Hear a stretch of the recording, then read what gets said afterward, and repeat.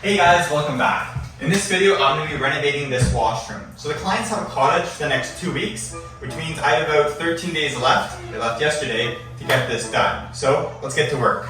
Make sure to stick around to the end for the client's reaction. Alright, so the first thing I'm going to do here in the basement is shut off the water. Time for some demolition.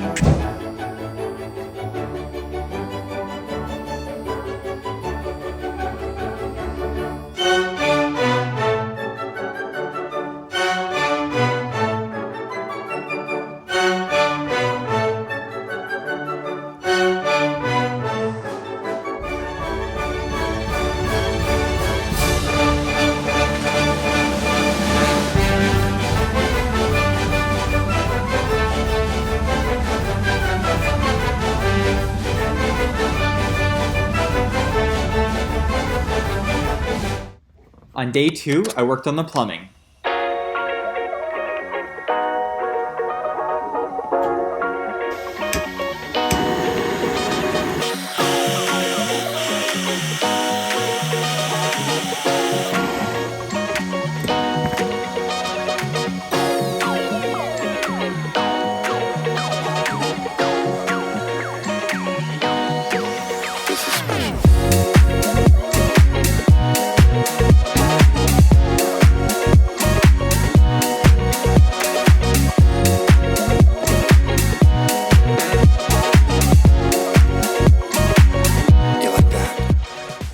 Alright, so I just finished up the plumbing here.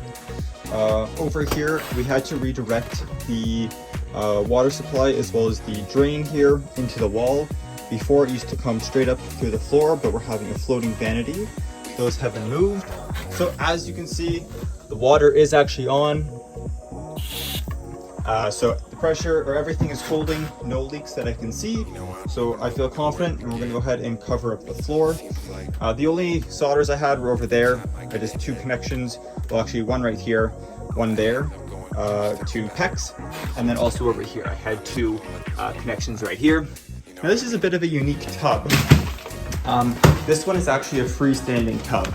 So what happens is you literally take it out, you level it, and then it has a drain hose which you literally just put in to a P-trap.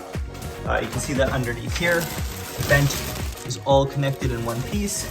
It goes down to one central drain piece right here, and then there's this corrugated tube, which, like I said, literally sits inside of 1.5 inch ABS. So the old drain system in P-trap was right here, and so I just moved it right to the middle. I have it nice and supported underneath, as well as braced against this joist here. I've got my appropriate slope for the plumbing here, as you can see. And yeah, we'll be able to tile basically under the tub, put the tub in place, cut that down a little bit, and should be good to go.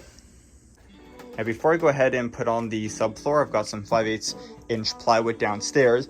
I'm gonna go ahead and vacuum all of the cavities. There's a lot of debris and dust, chunks of lath and plaster, stuff that's fallen in between. And if they ever redo the kitchen, it'll be nice and clean if they ever take off the drywall, because the last thing you want is to be taking down drywall and have all sorts of stuff just raining down on you. So I'll take a few minutes, vacuum that all up, and then we will glue and screw some new plywood flooring. Day 3 I spent reinforcing the floor joists. Whoever had worked in the bathroom previously had cut some pretty large holes through those joists, and I just wanted to make sure that things were still nice and strong. I also rebuilt the area around the toilet because the subfloor or bracing around that had rotted out. While I was working on the floor joists, I found a penny. The funny thing is I actually thought about just throwing it out, but I sent a picture of it to the homeowners and they sent me back this eBay listing. So I'm glad I didn't throw it out.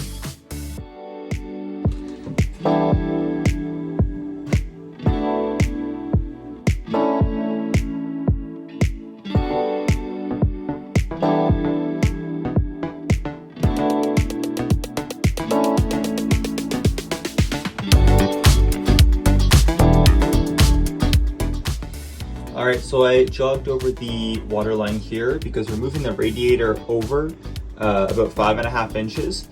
So this line I'll move over, and then this one I can just do a 90 right like that. and that'll be hidden underneath the radiator. Got my floating shelf brackets installed against the wall. Electrician came, got basically one new wire run from the switch up to the overhead light. I put in some blocking here for the mirror. On this side, I put in a new bathroom fan. Electrician got that all wired up, and that just vents right outside. We've got the chimney blocking already. You'll notice here my blocking, here I just used plywood. It's the same thickness, the 5/8, as my furring strips. And that way, wherever my dense shield ends, I can have my drywall right there and have a nice solid place to screw all the way up. Also, got my shower niche installed, reframed around with a new header and jacks on each side. And finally, this shower wall. So I was about to start putting drywall up, but then I decided to check how square these two walls are. Because remember, the tub is going to sit in the corner. It's a freestanding tub, but it's going to slide in, and then there's going to be a caulking joint along the walls. The last thing I'd want is for it to be out of square, and then I'd have a really big gap I have to fill with caulking. So the tub is basically going to sit about this height right here. So now you can see we're nice and square all the way along. So instead of the wall being 90 degrees, it was like 95 or 96. So this wall was pushed out. So now I've brought these studs back in so that when I put my tub, it's nice and square in the corner. And I've also added additional blocking here because we're gonna have a shower rod that goes about this height. And so I like to make sure the shower rod is in something solid. And so that's another piece of blocking that I've added.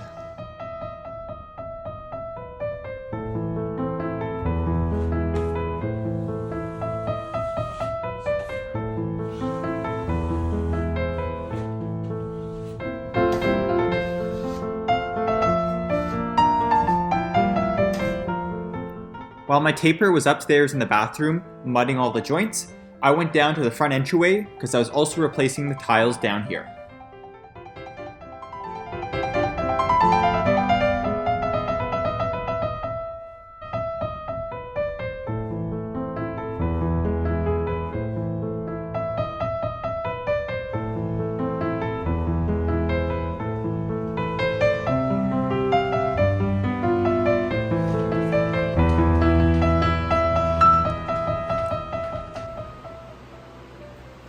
Alright, so I kind of messed up the height of the spout.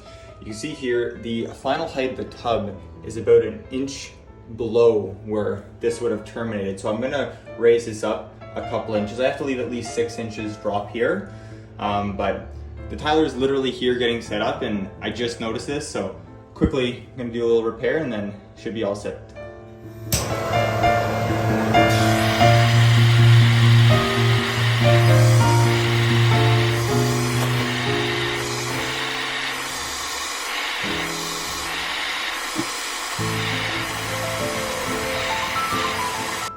My ghetto fire extinguisher.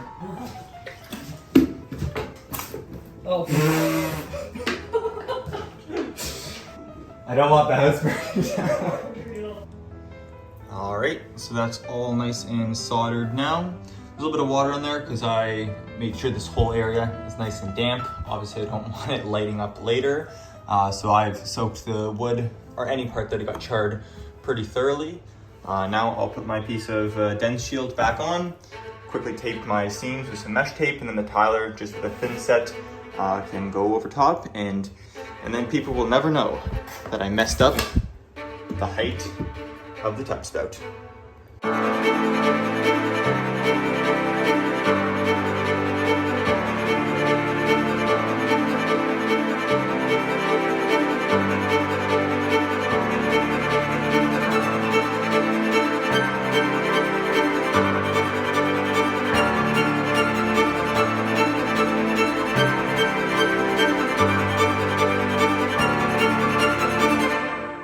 On day 6, my taper was back for his third and final coat of mud, and the tiler started on the floor and second wall of the shower.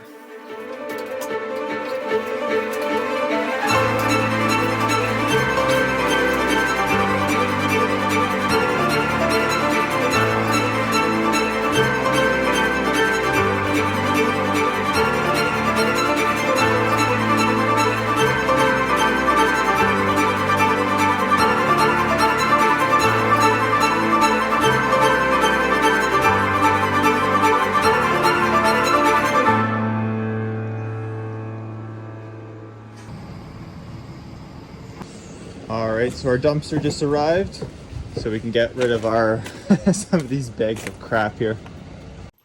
On day 8, I was away at another job, but the tiler continued in the washroom. On day 9, he finished grouting the floor, so I was able to reconnect the radiator and start on the trim.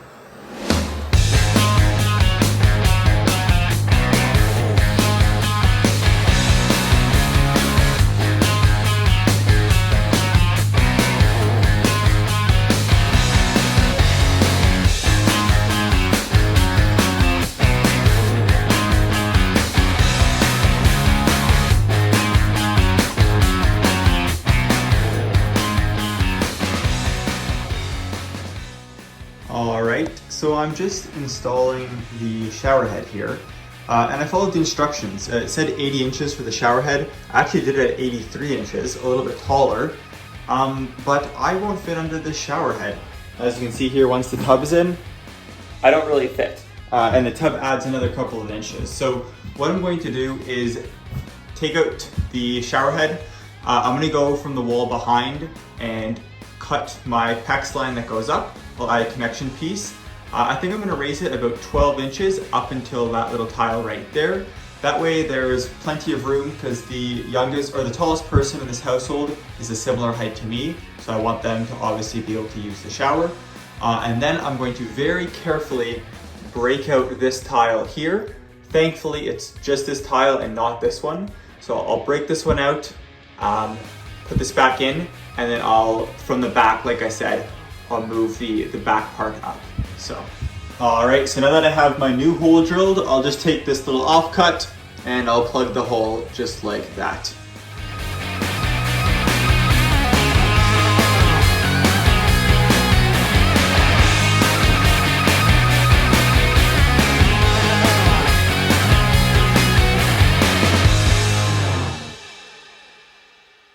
All right, so I've just spliced together another 12 inches of pipe.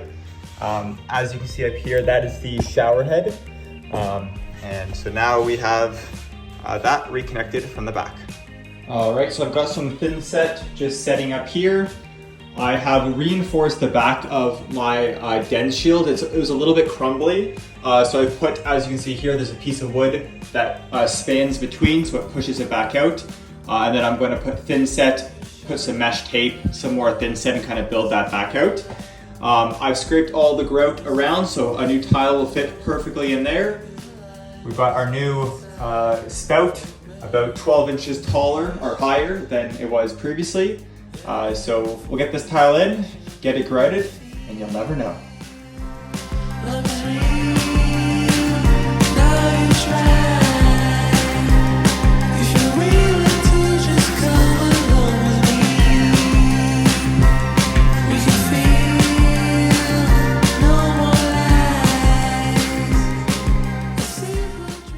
So when the tilers started to tile the front entryway, we noticed that the tiles weren't lining up with that wall on the left there. And the reason is that angle was not at 45 degrees. It was a little bit off, so the tiles were starting to creep a little bit towards the right. And you could see, sighting down the hallway here, it didn't look good. So he ripped up the tiles and redid it, starting from the door and working his way back. Then what I did is I recut that angle. I planed down a piece of red oak to match the existing hardwood and reinstalled it, so it was a nice, clean 45-degree transition. So once the tiler comes, puts the transition, now we have the right spacing for a tile and then the border, and now it's on the right angle so that these rows can run straight in line with the hallway.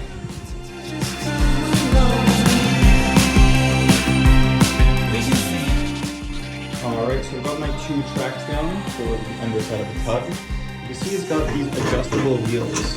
So what I've done is I've put my two 1x6s down, or sorry, 2x6s down, except for this back left corner here, just because I don't have enough adjustability.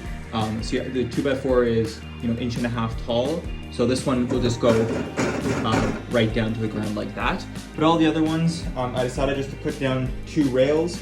There's a ton of silicone underneath there, as well as little shims. and basically I have both these rails nice and flat. So I'll adjust my feet, put it down, make sure we're nice and level, and then I'll take it back up, put in the drain part, and then we can put this tub down for the final time. All right, so tub is going in for the final time. As you can see down here, we've got the drain assembly all attached. All right, so I'm just testing to make sure everything works. Right now we are on the shower head. If I switch this up, then it's gonna come back out of the shower. Then obviously if I want, well, I can release the pressure and it comes back out through the spout. Because normally, you know, you turn it on and it comes out from there. So,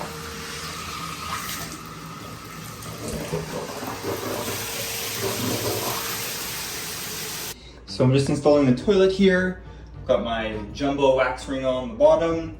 I had to add some little metal pieces there to help or to hold the new bolts. They weren't perfectly lined up with the old toilet flange, and as you can see right where I needed them, it wasn't possible to actually get a bolt to hold. So I've added those on. We're about to put the toilet on, and I can smell the sewer gas coming up, so let's get this plugged quickly. The rest of day 10 and 11 were spent installing all of the finishes, like the shower rod, the lights, the floating shelf, and doing all the caulking around the tub and toilet. And the tiler was back one final time to grout the shower niche. Thanks guys for watching. I hope you enjoyed.